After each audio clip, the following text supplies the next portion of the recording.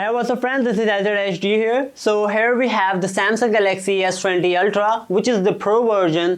और आज हम इस फ़ोन के बारे में जो बात करेंगे वो है इस फ़ोन का कैमरा, बैटरी, रैम और डिस्प्ले। S20 और S20 प्लस के ऊपर हम पहले ही वीडियो बना चुके हैं। अगर आपने अभी तक वो वीडियो नहीं देखी so go and watch that video first.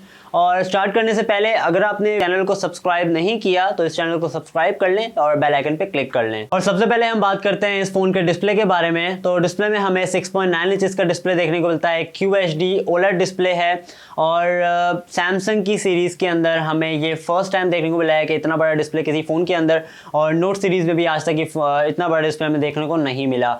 Touch की बात करें तो टच बहुत ही स्मूथ है और आपको किसी भी किस्म की कोई भी लैगनेस देखने को नहीं मिलेगी। और इस फ़ोन की रैम की बात करें तो रैम हमें इस फ़ोन में 16 GB की देखने को मिलती है।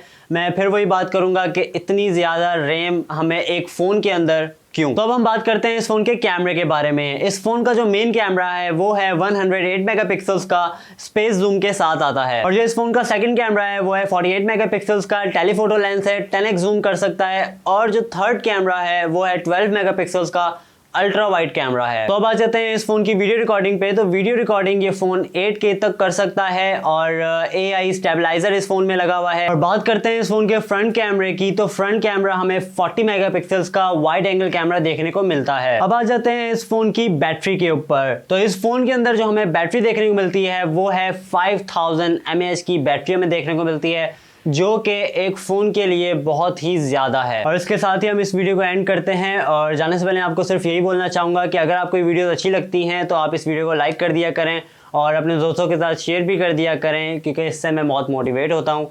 और अभी तक के लिए इतना ही, मिलेंगे नेक्स्ट वीडियो में।